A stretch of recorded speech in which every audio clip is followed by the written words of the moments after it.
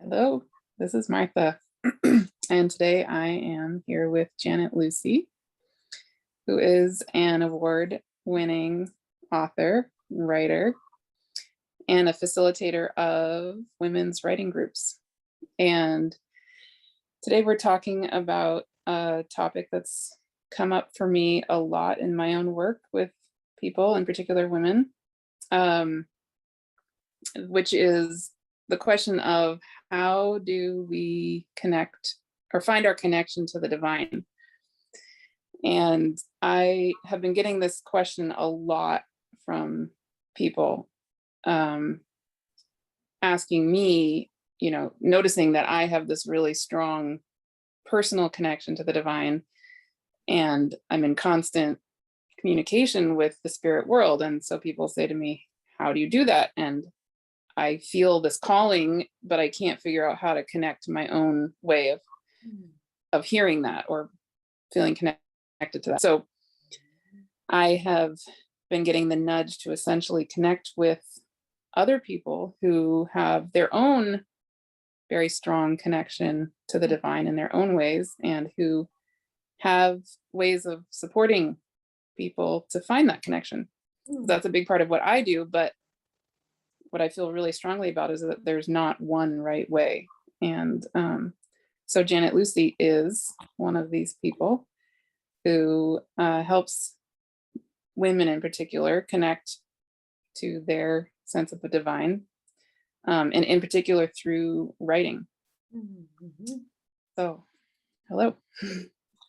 Hi, Martha. Well, first of all, thank you. Thank you so much for this really generous invitation to be here with you and speak on a topic that is so deep and meaningful to me. And hello to all who are with us also. And yeah, do you want me to just start talking about connecting with the divine through writing? Well, maybe we could start with the question of what does it mean to you to connect to the divine? Because I often feel like people have a different nuance of what that means for them. So I'd love to hear your sense of what do you feel, or what comes up for you when you even hear that phrase? Okay, great question. Yeah, for me, connecting with the divine means connecting with a source of wisdom, with a source of guidance, with a source of magic. Yeah, with a source of protection.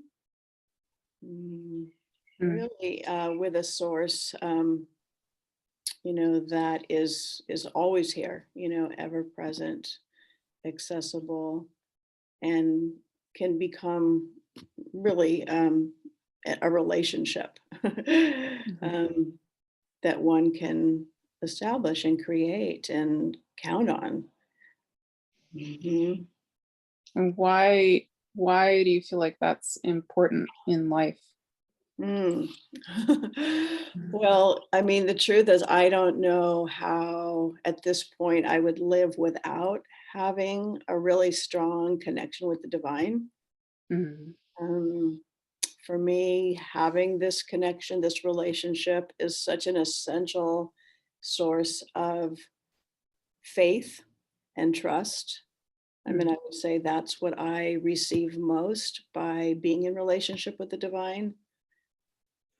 And in knowing that, there's something so much greater than what we see, just right here, kind of with our myopic lens. It's very reassuring, very comforting. So I know in the writing groups that you, or the writing, the facilitated writing process that you do with people, you have a process that focuses on the heroine's journey. And I know that's it's a 7-step process, right? That you take people through. And the first step of that process is the call, Mhm.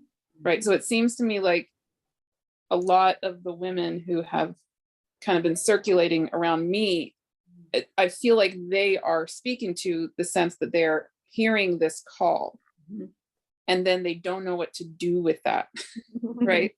And I feel like a lot of people live maybe even many years, maybe even their whole lives, feeling this sense of, they know that there's something going on, that they're special, or like there's something more, or they have these special gifts, but they can't quite figure out how to really connect. Mhm. Mhm. And that's what my sense is from these people, is that is causing a lot of distress and a lot of anguish, and they feel at a loss, Mhm. right? So I'm curious, two things. Number one, could you comment on what is that sense of calling you? And then also, how would you approach someone who is in that moment? Mhm. Mhm. Well, I think you're articulating it really well.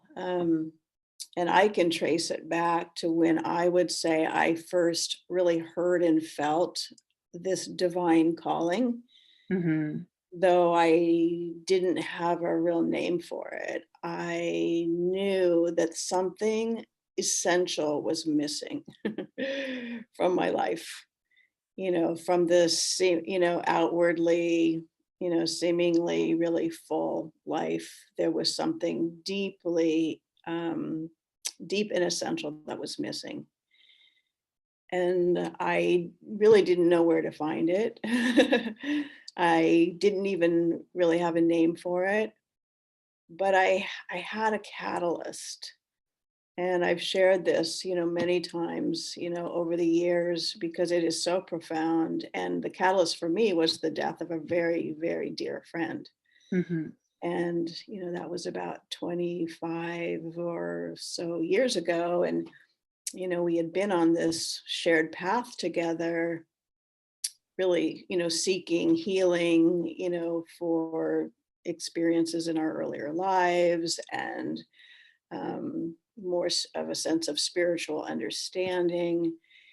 And then she was gone.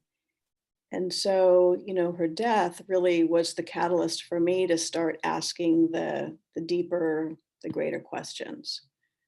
Like, if she died and I'm alive, why am I alive? Hmm. If I'm alive, what is the purpose of my life? Right.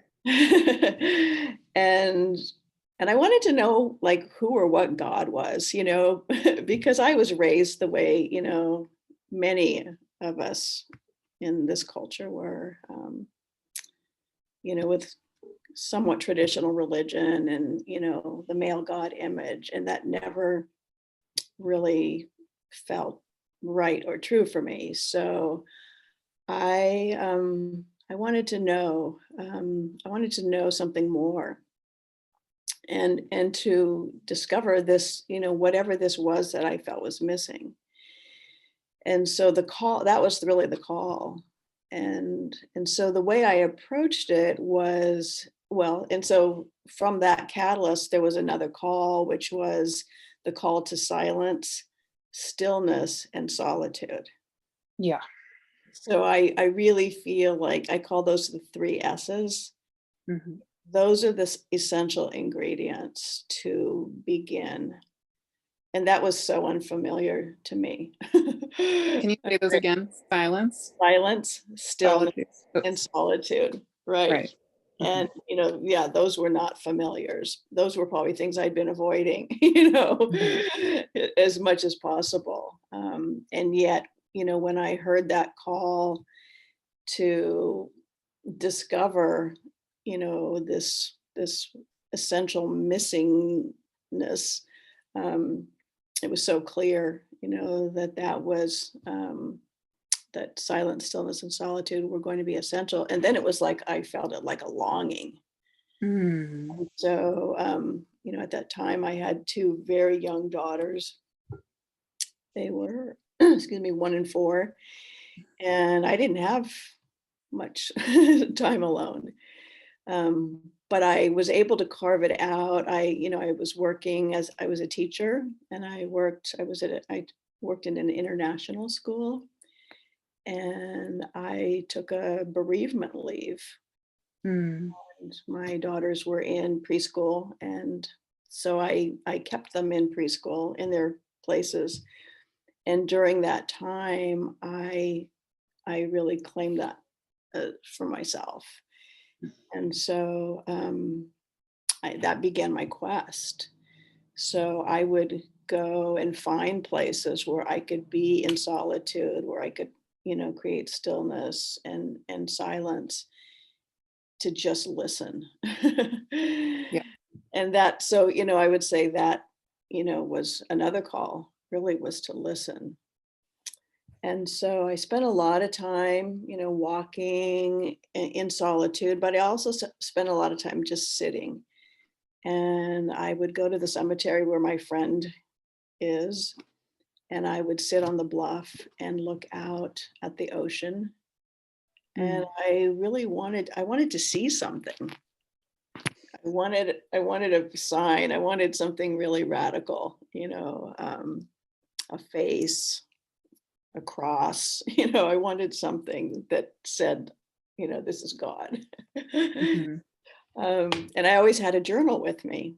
And so I would sit there, in silence, stillness, and solitude with my journal prayerfully open.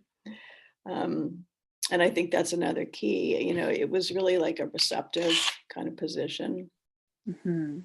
an openness. And over time, I started to hear a voice, and was coming through like my left ear. Hmm. Interesting. And yeah, left side, right brain, right? Mhm. Um, and it was my own voice. Mhm.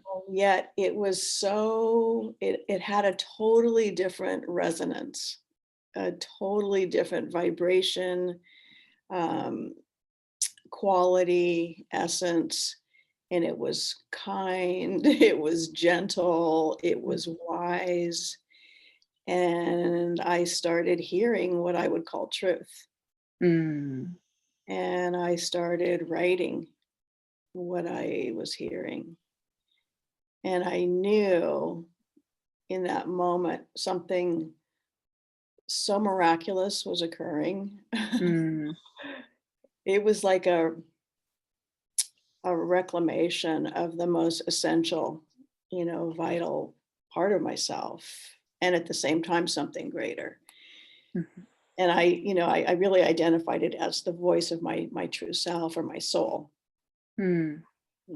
which I also feel is the divine, um, Right. that we embody. And so from that experience, I started writing, excuse me, and I started a writing practice. And I started writing the morning pages, which is the prescription that Julia Cameron offers in The Artist's Way. Mm. Came out, what, 25, 30 years ago. Mhm. 3 pages of longhand written daily. And I became a devotee. Um, and still am to this day. So I will add or say here that morning writing is my primary spiritual practice and how I connect with the divine. Beautiful. Yeah, Yeah. so the call, I think the call often shows up as something felt, and we don't always have a name for it. Sometimes it is a longing, sometimes it's a sadness, sometimes it's even a grief. Mhm. Like, there's something that got lost. Right. Uh-huh. Or people will say something feels like out of place, or I mean, Mhm, everybody has their own way of experiencing it. Yeah. mhm, mhm, But I was reading your book, Moon Mother, Moon Daughter, and and there's that one chapter on silence and mhm, um solitude. I can't remember the exact way it's worded, but Yeah, Spending and it alone. spending time alone, yes. Yes. And it struck me how much time I spend alone, Mm, even though I'm a single mom with 2 kids, mhm, and how absolutely crucial that time alone is to my connection with the divine. And so I suddenly went, oh wow, right, of course. I mean, um it's so much part of my life I didn't even recognize mhm, that that mhm, was a thing for me. And absolutely, like in that book, you describe, you and your co-author friend who wrote it describe lives as mothers and wives, and you know having jobs where you absolutely, totally typical of women, you never had time alone. And I don't know if it's you or your friend who was describing that you were almost 40 and you suddenly, was it you or Terry That who was was, Terry when she yeah, took that's what I her was guessing. retreat. Yeah. Yeah, she To went up to like, a friend's house in Cambria mhm, and had a weekend to herself, and she was almost 40, and this was her first time ever spending time alone. And yeah, if if I didn't have any time by myself, absolutely this connecting to the divine or to myself would be extremely difficult.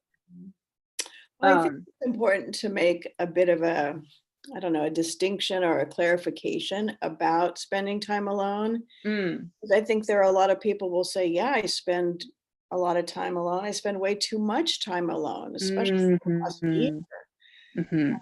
But I believe that what we're talking about is intentional Yes, time yes, yes. and not, you know, being alone and distracted and, not that you can't have a profound revelation while you're doing the laundry. I Or mean, dishes or whatever it is, yeah, absolutely, yeah. but it's really for me, it was then and still is about intentional alone time and Mhm, how I create that, which is almost like in the form of a ritual. mhm. Well, now that I'm thinking about it, actually my main alone time is Mhm, not, I'm not actually alone. It just crossed my mind. Usually it's me in bed lying next to my 9-year-old daughter who is asleep. mhm, And then that's when I pray. That's when I like spend 2 or 3 hours a day praying. mhm, I mean, I'm technically actually not alone, mhm, but I'm consciously, mhm, in myself, mhm, and I have quiet, mhm, but it's crucial, absolutely crucial. mhm. Yeah. Um, Yeah, well, there's probably a lot of definitions and configurations of, being alone. mhm. But again, I Yeah. think it's about intention. Mhm. Mhm, Yes. And mhm, it's also absolutely true that, one of the things that happens for me, I notice, is that when one of my ways of connecting to the divine actually is very physical. So it's a lot of things will suddenly click mhm, while I'm cleaning my house, for mhm, example. mhm, And suddenly like I'll feel a book coming through, or a poem or whatever it is, and I will just know, okay, I have to clean my entire house right now, because as I do that, it's actually going to help this whatever is wanting to come through to configure. mhm, And when things get cleared out in my physical space, then suddenly I become more of like the clear channel, and mhm, then once I'm done cleaning, it'll go you mhm, know and just straight through, and then I can just write whatever needs to mhm, mhm. write. So it's just fascinating to me, the different aspects to this process, and there's no one, And I don't, yeah. and those daily rounds can certainly be a ritual in themselves. The daily Round. activities. Hmm. Mhm. Beautiful. So um yeah, so back to the question of, if somebody comes to you as a friend or as a client or as a acquaintance or whatever it is, and says to you, I feel this calling, and Mhm. I'm upset. Like, I don't know what to do about this. I feel like I have to do something. Mhm. What in general is your approach or response or Yeah, well, again, I do feel like those three S's mhm, are so vital to mhm, the experience. mhm, Um, and I also feel like it's really important to have some kind of a quote unquote medium or mhm, ritual. And mhm, so, in those early days, and still to this day, for me, those morning pages, that mhm, spiritual writing, is accompanied by ritual. mhm. Mhm. So would you like to talk about the work that you do specifically with women? And because I know that you do this heroine's journey, divine ink Mhm. process. Mhm. And yeah, do you want to just switch and kind of flow into that, Sure. explaining that process? Well, let me see if I can make a distinction here between, so I'm a facilitator of women's weekly writing groups, Mhm, which is just an incredible privilege and honor to offer, and also to be able to hold that space for and to witness. And in my experience, um, for me, the writing is different when I'm writing with a group and when I'm doing, say, the morning pages, which is my primary, solitary spiritual practice. And so, that morning ritual with that very intentional silence, stillness, solitude, it's really a way to center. mm, And in that, centering, it's also about creating an openness and receptivity mm, so that the divine guidance can come through.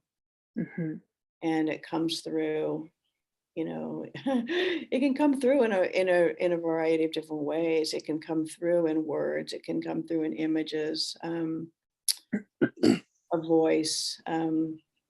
And so the page becomes like the canvas to see, the whole process is really about seeing and hearing the wisdom of the divine. mhm, And then in the groups, I mean, that's a whole other kind of magic because, sitting in a sacred circle of women, it's really like we're creating a group soul. mm, And so, whatever we are each bringing in um, energetically, is going to contribute to the experience that we all have. And so, I can facilitate three different groups a week and use the exact same writing prompts in each group. And what I write three times will be completely different mm, and often reflective of, yeah, that dynamic, mhm, that group soul. Um, so I maybe I lost track of the question. Oh, so in the writing groups, that writing, you know, the way I facilitate that is every season I have a theme that we play with and explore. For example, this spring, the theme has been emergence. mm, And so they usually come to me, not usually, they always come to me as a divine inspiration, mhm, um, and feel very reflective of, the season or whatever it is, that's going on kind of in the collective. And so, we'll start with the theme, and then each week I bring in inspiration and, material to support that theme, and then writing prompts. And so, what comes through from prompted writing is really different than what comes through for me through the morning pages. Mm. Because that's really sitting, in kind of a prayerful way. The morning pages version. The pages, open, receptive, inviting the divine to offer guidance and wisdom. In the groups, yes, there's a lot of, wisdom, of course, that comes through. But it's more of a spontaneous kind of writing. And often what shows up for me, and I think for a lot of the women, is a surprise. It's often unexpected. Um, and and so when I facilitate a women's writing group, I always encourage all of us to approach the blank page with a spirit of curiosity Mm. and to allow the writing. And often, when a woman finishes writing and then reading her writing out loud, she has something to take with her that she didn't necessarily plan or Mm. expect. Mhm. And you've talked about how you call these writing groups, and for years you called them writing groups, Mhm. but you really, and you experience it as very much actually a spiritual process or journey Mhm. that people are going through. Yeah, Um, that's kind of funny because when I first started this practice, it really did emerge through that time in my life that I described. I refer to that as my sabbatical. mhm, When I took the bereavement leave from teaching and carved out what was going to be 6 weeks, and then it became 6 months of a sabbatical, which, literally means to rest and to worship. mm, And so what emerged through that process was a whole new vision for my life mhm, and a whole new calling for my professional work. mhm, And, I had a teaching credential and a master's in counseling psychology. And what came through, was very spiritual. And because I had this experience that was so inspiring and astonishing and miraculous. I mean, I can still feel like tears wanting to come up when I talk about it because it was so profound. And in that moment, I just, my response was, wow, if I can do this, anyone can. mm, And I want to inspire other women to hear true, the voice of their true self, their true inner voice. And um, yeah, and connect with the divine through writing. So that's really what I set out to do. And I didn't call the groups writing groups right away. I called them mhm, something else. They were really more of like a spiritual self-discovery process, uh, mhm, you know, a healing and transformation process in which I used writing as like the power tool. mhm. um, and then, after, I don't know, a couple years of that with some, I would say some limited success, I started calling them writing groups.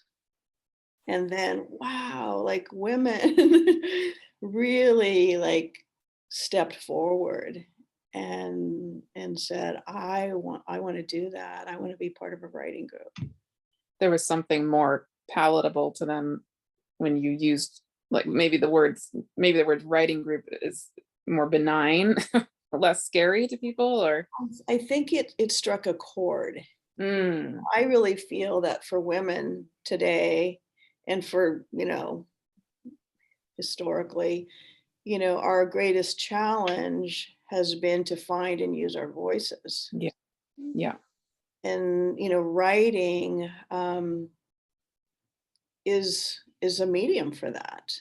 mhm, And so whether it's conscious or not, I think when women hear writing, Mm. it connects with voice. Mm. And that is so powerful. It's so essential. And Right. it is often what's missing. Like, where's my voice? Where's Mhm. my true voice? And how do I use it and not get shot down or yeah. Exactly. Mhm.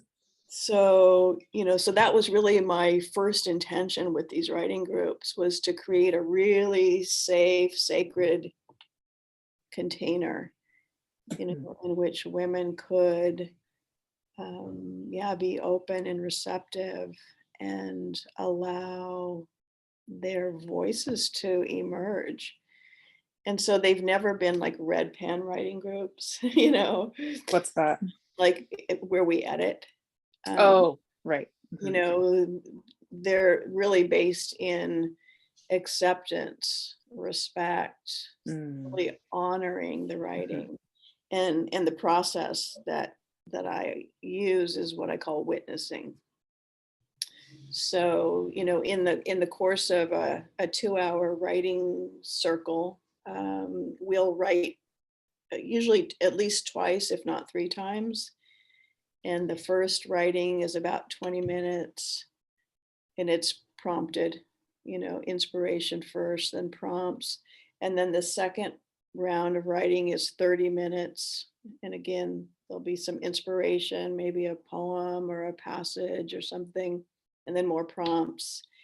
Um, and after each writing, we go around and read out loud. And, from the beginning, I've always told the women, reading out loud is an invitation. It's Mm. not a requirement, because it's so important that the writing not become censored. Mhm. So if a woman knows that I'm not going to be required to read this out loud, then she has so much more freedom Yeah. to put her truth on the page. And I would say, to this day, 20 years or more later, it's so rare that a woman will ever say pass, Mhm. you know, um, because I think that what happens over time is it's so reinforcing, when she hears her words, her writing witnessed and honored. It just continually reinforces that confidence in herself. Mhm. Yeah. Yeah. So that's, really what the writing groups are about. And yeah, it's a really, wow, it's just a rich and meaningful experience to sit with a group of women and take a topic and explore it together. So I And, wanna mhm. oh, no, no, go ahead, finish what you're saying. Oh, just the last thing I wanted to say is, when I bring a topic or a theme, I call them themes. One season, I think the season before Emergence was Revelations. Before that was during the pandemic. Mm. Before, another theme that I brought in was values. That felt really important to the time of being in what I call the pandemic chrysalis, Mm. to really go deeply into our values. Oh, I know what I wanted to say. But when I bring these themes, I don't bring them with this idea that I have any expertise on this topic. Mm. It's really a divine inspiration that I received and went, wow, yeah, like that resonates. That sounds really cool or fun or inspiring. I want to explore that with the group. So it becomes that a process of exploration and discovery for all of us. Um, I mean, self discovery is just always inherent to the process, but then there's also the group discovery, the collective discovery. Like, wow, at the end of the season, what do we know now that Yeah. we know going in? Um, so I'm always inspired. It's never the same. It feels really evolutionary. Um, what I go in with, the idea, and maybe I have thoughts about what that theme might mean, but I would say I almost always come out with some um, enlightenment. Mhm. Uh, Beautiful. yeah. So I just want to clarify. I feel like there's one more Uh-huh. topic I want to get to before we finish, Mhm. which is, so you do these writing groups, Mhm. and then you have this heroine's journey process, the Right. divine ink process, Mhm. which sounds like it's separate from the Mhm. weekly groups that you do. Mhm. Okay. So you also offer taking women through this divine ink heroine's journey process, Correct. separate from the groups that meet quarterly. Is that Yes. correct?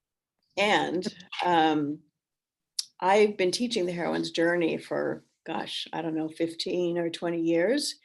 And I have taught and facilitated it many times in the weekly writing groups. Beautiful. Okay. And, at this point, most of the women that are in my writing groups have experienced the heroine's journey. Mm. Because a lot of the women that are in my groups have been in my groups for years. Mhm. So one, we have a shared language, and we can reference, some stage of the heroine's journey, and we all know what we're talking about. Like, Yeah. to say, yeah, we're in the dark forest right now as Mhm. a collective, the Right. mystery, the not yet known, which is how I see us, coming out of this pandemic. Everyone knows what that means. So the heroine's journey really does provide a shared language and perspectives and understandings about where we are individually and collectively on the path. Um, so now I've created what I call a course, and Mhm. it's entirely through writing. Mhm. And so I have, yeah, articulated each of the 7 stages of the heroine's journey and created material for each stage, um, information, inspiration, and writing prompts so that a woman can do a really deep journey through writing. Individually, and I also have offered it to groups of women Beautiful. entirely through writing. Mhm. And what one thing that strikes me about that process when I look at the 7 stages is um as something that's parallel or similar to my first book, Living the One Light, which is that this this process of awakening, or coming into this connection with the divine, is not a moment in time. Um it's Mm. not you suddenly go from being unconnected to connected, and then life is great and you just move on. For Mhm. most people, Mm. it involves a process, a very often, I don't want to say difficult, but difficult process, because a lot can change in your life when you do suddenly connect in that way with the divine, or with yourself, or with your soul. And suddenly, for a lot of people, um, things like you mentioned some at some point you've mentioned to me, Mhm. that something that's very similar that I've experienced as well is that suddenly people's marriages can end, or their jobs can end, or um, they just realize something in their life, or many things in their lives, are not resonating anymore, and they can go through a time that feels extremely difficult, but Right. when they come out the other side, of course, the point has been that Right. they actually have gone through essentially like the butterfly Mhm. dissolving in the Right. middle of the cocoon and Mhm. the chrysalis, and and they're coming out as the butterfly, right? Mhm. But your heroine's journey process seems like it essentially normalizes that reality for women, Mhm. and they can get it that, oh, I'm going through what do you call, is it the fourth stage, the trials, The road the of trials, the road of trials? Yes, which is that's where we always incredibly are, normal. right? Yeah, that it's Yeah, very difficult, but very normal. I certainly have gone through that, right. you know. Well, yeah, and I would like to add to that wisdom, Martha, that I mean, life is challenging for a good reason. Mm, We came here to grow, to transform, to expand, to evolve. And so every challenge is some kind of a catalyst. mm, It's like the sand in the oyster shell. We need life experience in order to grow and evolve. And so, the heroine's journey, for me, I mean, the heroine's journey is ongoing mhm. and eternal. Right. It's internal, it's external, it's ongoing, it's eternal. We're always on the heroine's journey somewhere. And sometimes we're on the heroine's journey in more than one stage, because we might have heard a call back there. And now, so we heard that call and, we gathered our allies and resources, which I Mhm, call, through my lens, the divine ink lens. Stage one is divine calling. mhm. Stage two, gathering allies and resources, I call divine assistance. Yeah. Stage three, the shadows, facing the shadows, I call that divine illumination. And that's essentially naming your own doubts and your own sense of inadequacy, or I Right? can't do that kind of a Well, thing. yeah, it's acknowledging that there are universal false beliefs. Mhm. We Right. all have internalized what I see as three core false beliefs. Mm. I'm not enough, I'm not worthy or deserving, and I'm unlovable, or who will love me if I'm true to myself.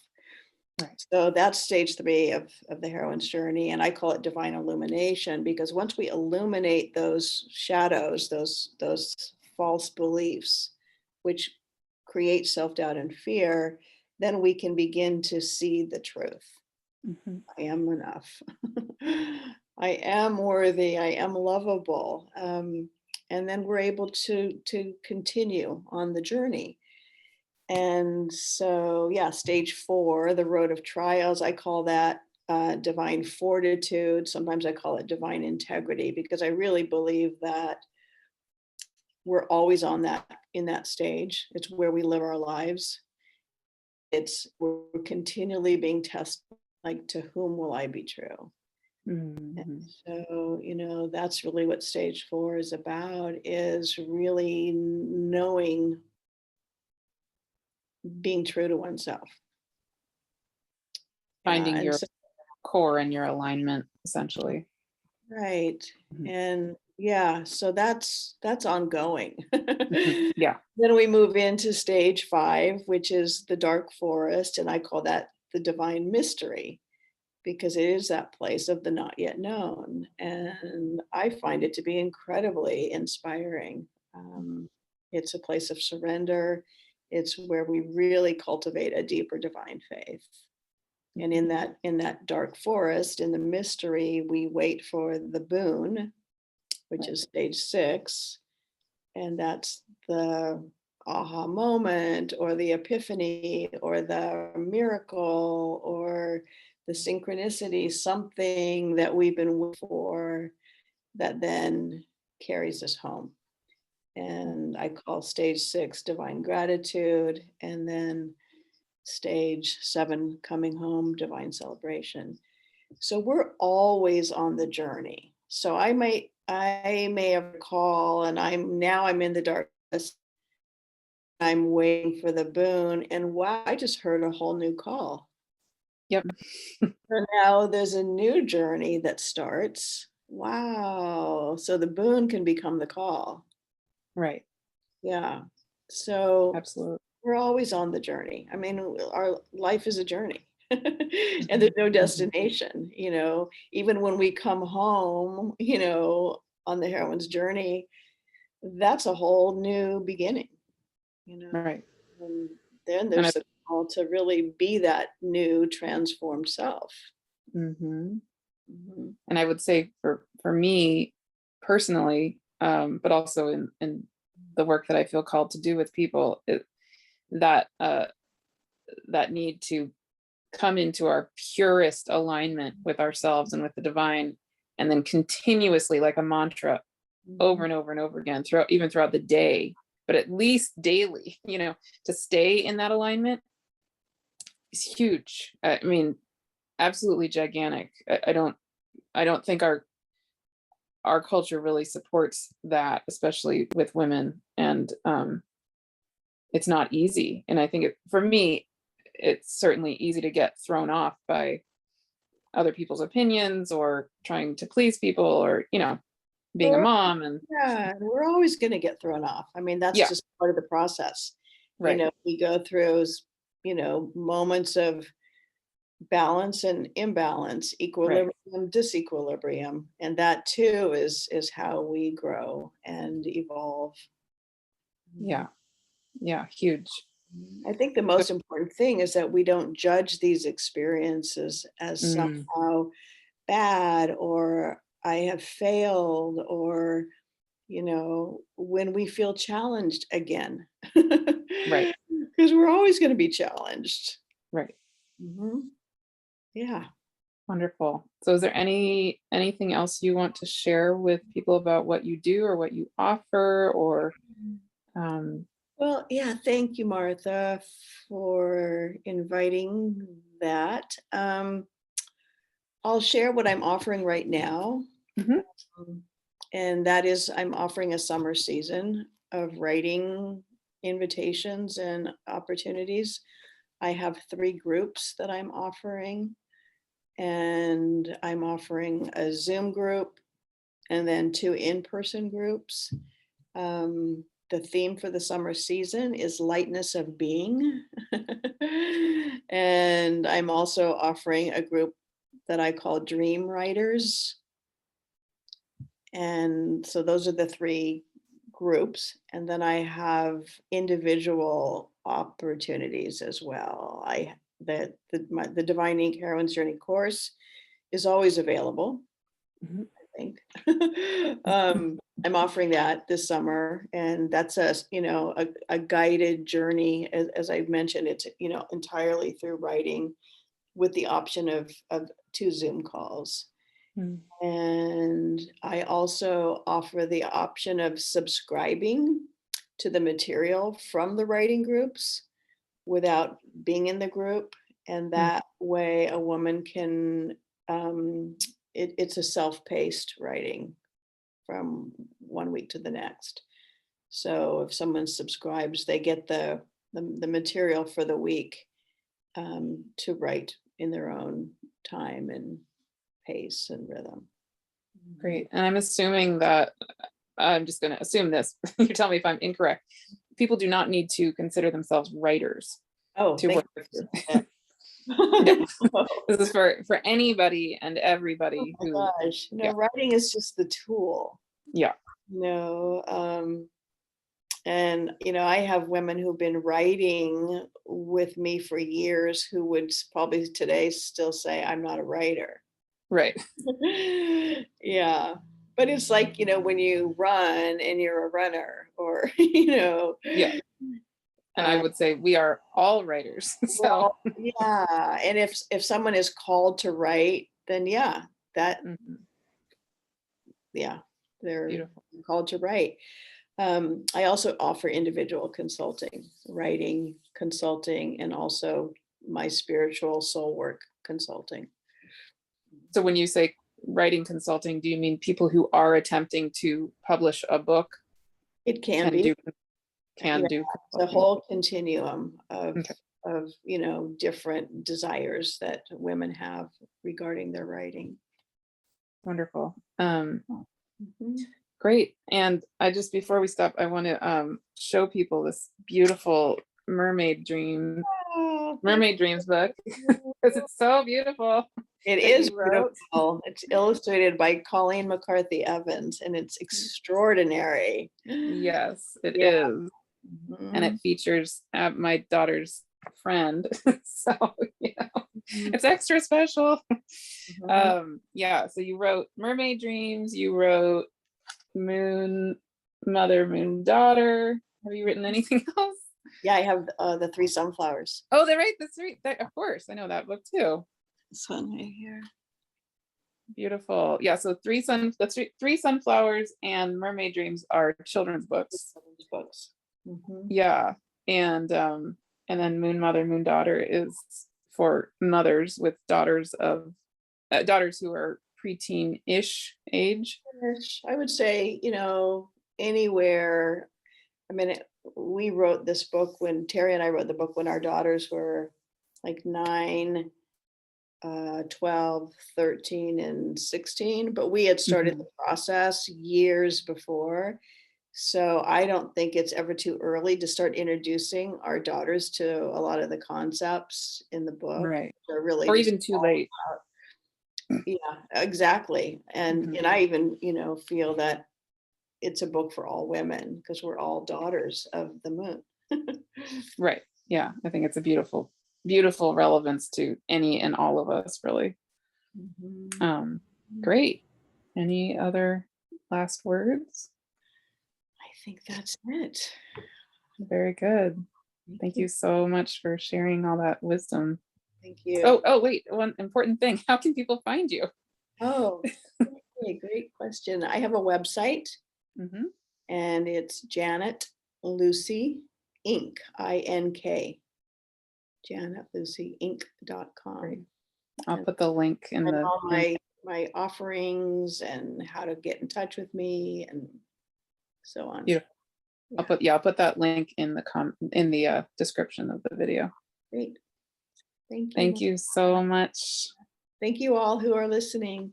Yeah. Bye bye. Bye.